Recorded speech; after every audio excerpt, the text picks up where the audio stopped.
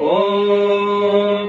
नमस्ते अस्तु भगवन् विश्वेश्वराय महादेवाय त्र्यम्बकाय त्रिपुरान्तकाय त्रिकालाग्निकालाय कालाग्निरुद्राय नीलकण्ठाय मृत्युञ्जयाय सर्वेश्वराय सदाशिवाय श्रीमन्महादेवाय नमः।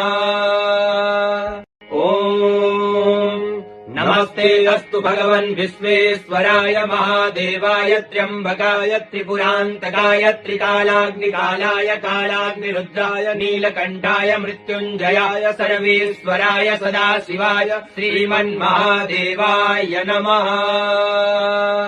ॐ नमस्ते अस्तु भगवन् विश्वेश्वराय महादेवाय त्र्यम्बकाय त्रिपुरान्तकाय त्रिकालाग्निकालाय कालाग्निरुद्राय नीलकण्ठाय मृत्युञ्जयाय सर्वेश्वराय सदाशिवाय श्रीमन्महादेवाय